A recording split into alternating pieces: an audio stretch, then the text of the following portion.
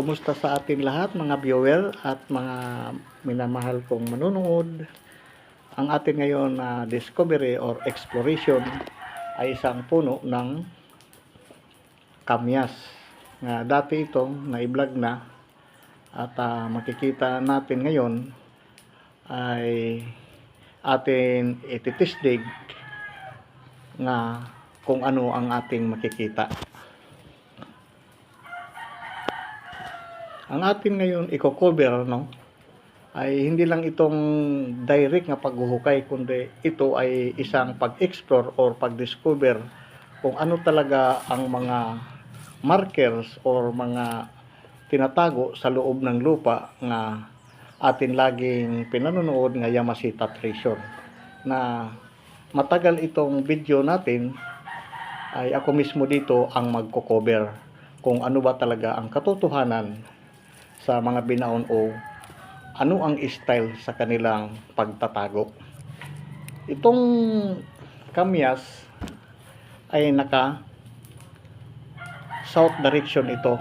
Yung makikita natin itong puno ay mayroon siyang parang tinabas. Ang sabi dito sa book treasure ay wood element is south direction 180 degrees. Doon naman sa tinuturo ko nito ay 360 degrees north. Ay ang sabi daw ay may sapa or tubig na makikita ang norte.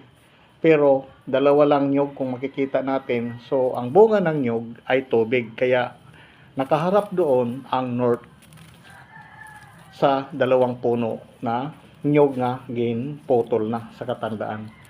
Nililinisan natin ito nga malalim pala ito pagkahiwa. Hindi na tayo dito gumamit ng kumpas, kundi ang dala na lang natin ay yung gadget ng sinasabi nilang japto or pendulum na nadidetect dito yung parang natural gold or anuman sa ilalim na atin ngayon ma-discover. Dito sa hiwa na ito ay pabalagbag west direction, 1 meters and 1 roller nito ang distance. Yung atin ngayon subject or target to digging spot. Ito may katanda na itong puno dahil nga yung nakatira dito ay nasa 70 years na yan na daw kalaki.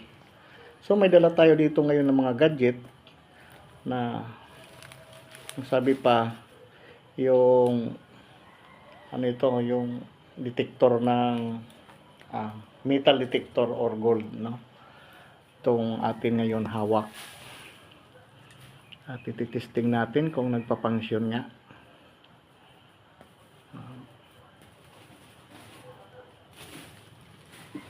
So mayroon siya dito detection, malakas sa JAP3 ito natin gold locator. Yan, tinisting ko dito kung mayroon siyang maliit lang na detection. Nahack niya dito yung gadget niya. Nagpa-function siya diyan mismo sa kinakatayuan ko.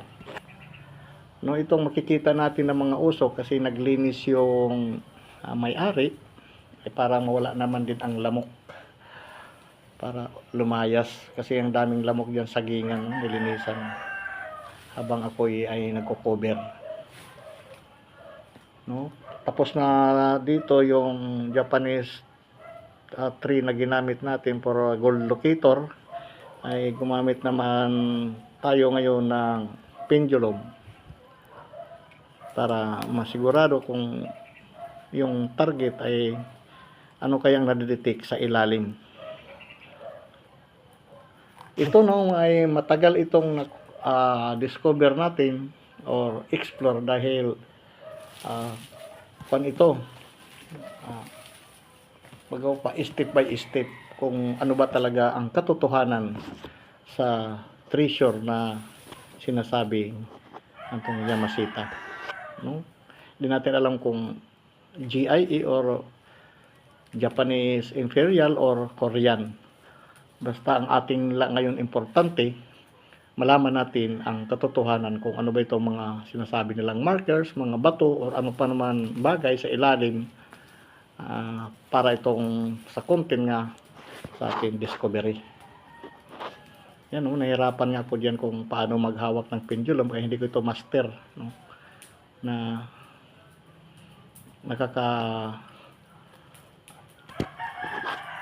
kuan ito tawag dito, nahahaking niya, yung parang siyang pinapalid ng hangin, no? Wala namang hangin pero nagdidetect siya na diyan mismo ay yun yung target sa west direction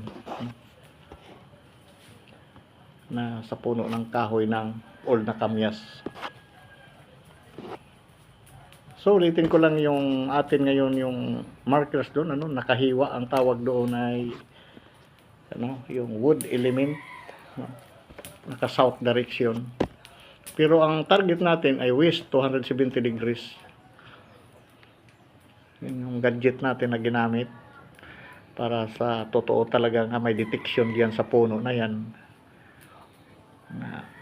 Diyan sa east direction sa 90 degrees ay mayroon pa diyan isang target, pero ang inuna lang ay itong west na malapit lang 270 direction degrees, no?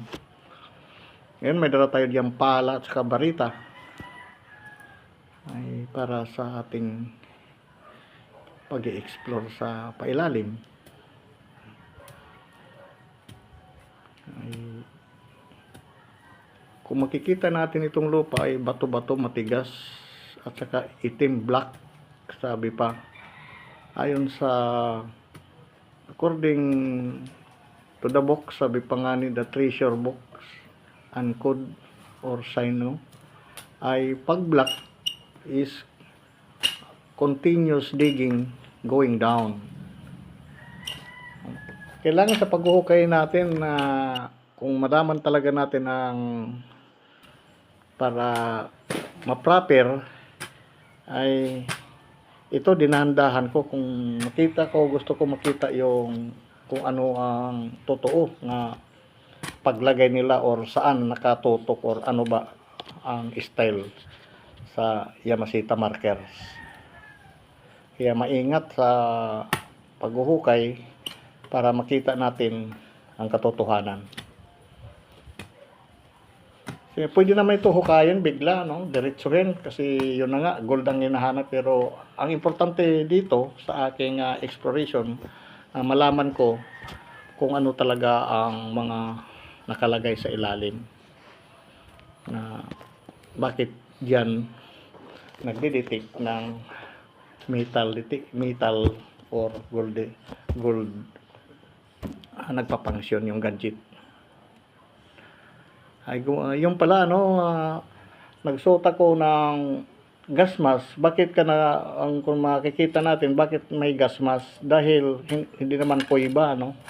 Pero kung atin i-research ng maigi, ang lupa ay mayroon na toxic, no? Na natural, na pwede nilalagyan ang lupa na chemical na pagbukas natin ay pwede malanghap kaagad natin, na pwede tayo manhina o magsakit ang batok or mahilo na nakalanghap pala, kasi para siyang buti, pag binuksan mang buti, di ba sisingaw.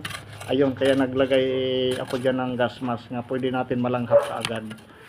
Ngayon pag nabuksan mo na, pag singaw, wala nang problema at ay hindi na yan epekto dahil nakasingaw na. Sa una pa lang pagbubukas ay pwede gumamit tayo ng gas mask dahil sisingaw yun, yung parang tinakpan siya, no, ng mga natural waste, toxic. Tama ba?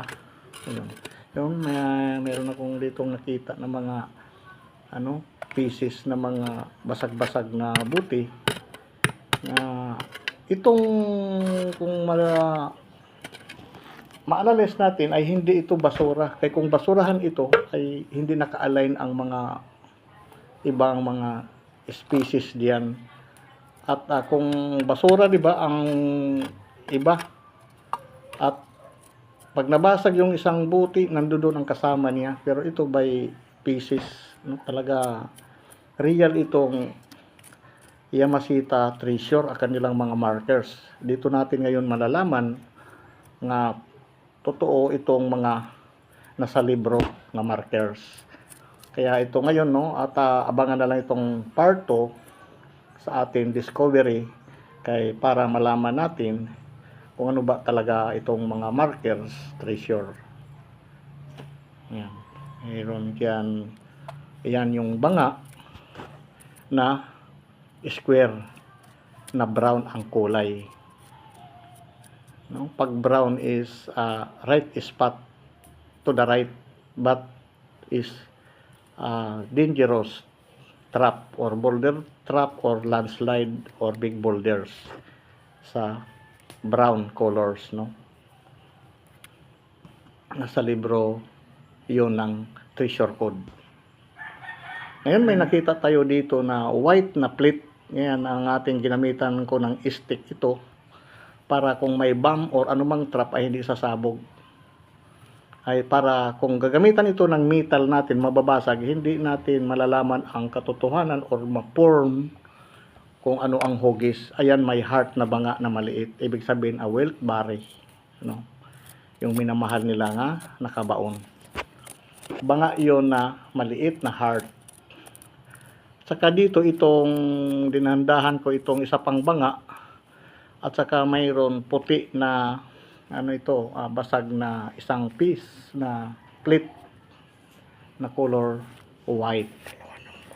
No, mabusisi lang ito pag kukuha natin ng mga species na ito or artifacts. Ayan, may kanal. 'Di ba yung ano natin, yung puno ng kahoy ay naka southeast wood element. Ayan, naka wood, pero yun ang direkta, no, ng banga na yan ay naka north ang kanyang tulis sa paprant at sa mayroon kanal sa ilalim. Diba, kung ano ang nakikita natin doon sa puno na tinabas na parang kanal or inukit, yan na din sa banga nga mayroong kanal din ang nakita. At ayun, ang tamang paglagay nila sa mga markers nakikita natin ngayon ang setting. Ayan, oh, mayroon siyang kanal.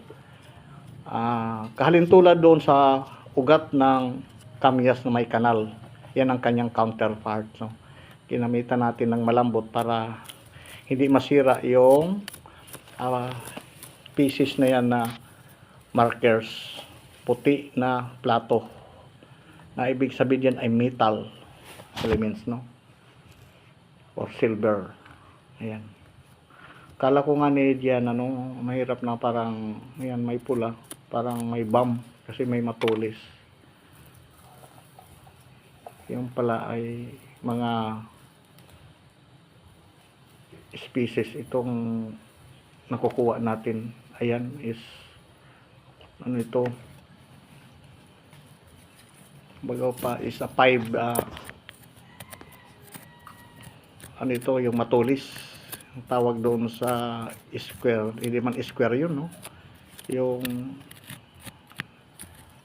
itong ano yun, sabi nila pentagon, no? Is a 5 vertices, yung 5 magkadugtong na arrow. Yung vertices na yung pagkadugtong, no? Kung sa polygon sa mathematics. Ito, no? At dinandahan natin dito dahil meron akong nakita na may basag pa na buti. Ngayon ang ito ang makikita natin sa real nga mga setting ng bato na maliliit na bato. Kung atin ngayon ito i-direct pagpala, ay di natin makikita ang totoo na paglagay nila sa mga markers. Kaya atin dahan-dahanin ito para makita natin ang totoo. Yan, no? Ay gawa ito ng tao, no? Ayan. Kung makikita natin itong puti, may sikreto ito pang markers na letter C. Yan, no? Sa aking makikita natin bigla. Ayan, letter C yan, is metals element yan. Tama ba yung nasa libro? No? Ngayon ang sikreto ng pieces na ito, marker, na meron pa rin siyang maliliit na magpainukit. May center siya dito na bato. Ito lagi ang makikita natin na para siyang nagaraya nung parang salukot, na ang ibig sabihin nito is going down. No, code 5. Sabi pa number 5, no, center bearing. Ayan, no.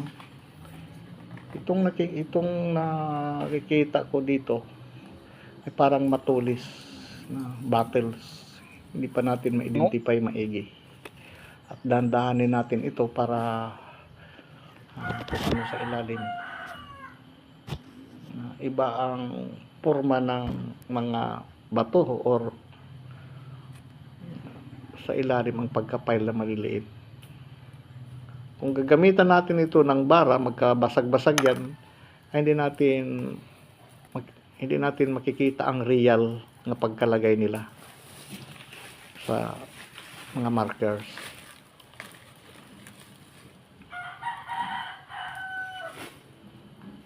Ito isang letter B, alanganin din, parang letter B siya, no, center. May tabas na isang bato na nakahalo doon sa mga banga. At may ako nakikita dito na itong parang papel. Yan. Mahalagang stick sa atin pag-discover kung itemize ito or pieces talaga. Na yan. Ito, no? Matang mayroon itong naka-letter C itong puwit ng baso. At saka naka-letter B naman yung kanyang natira na patulis. Nga ang kanyang pagka-direct, hindi talaga siyang kundi slanting. Ay going down pa rin ang sign na ito. Na nakapagtataka na nasaan ang kasamahan niya. No? Kung basura lang itong ordinary, kasama na niya doon yung mga iba pang mga parte sa baso. Pero nakapagtataka na itong baso isa lang, ano, biniyak nila.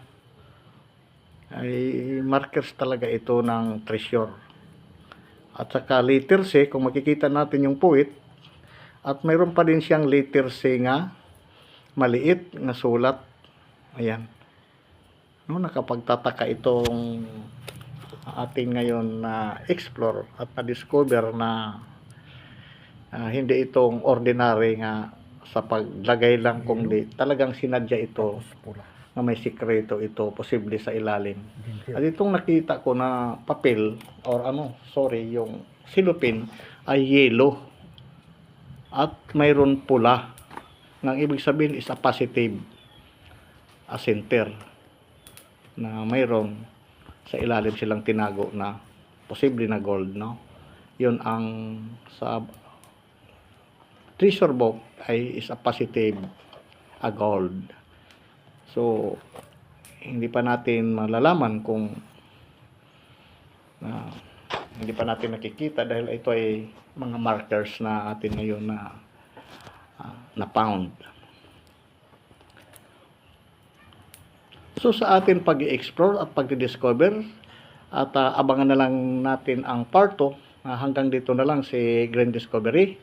At maganda ito ay real na ating nakita kung paano nila inilagay ang mga markers.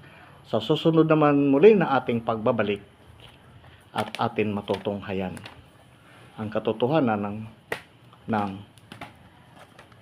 treasure or Yamashita markers.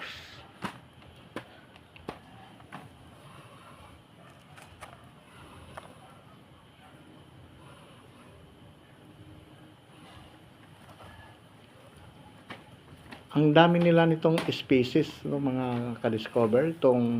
Yan yung sinasabi ko na sekreto nga mayroon siyang tinabas na maliit nga letter C. Ayan, sa gilid.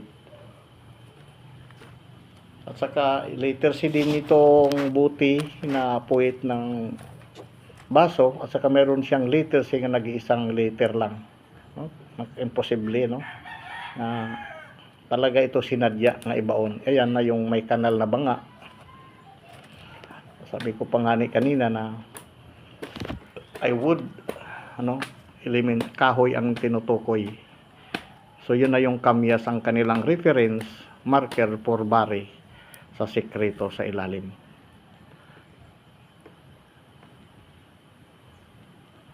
Wow, naka-amazing itong mga markers na totoo natin na found.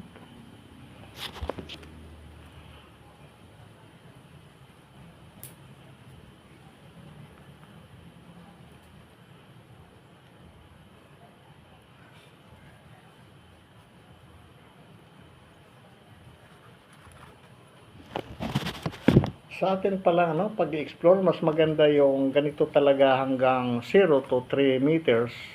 Sa iba pa, nag-explore ako, ganun din yung iba na naabot ko lang hanggang 2 meters lang sa akin pag-discover na iba naman ang doon mga markers. Ito naman iba sa west direction ito na marker na puro metal element ang nakalagay sa mga species na ito or artifacts.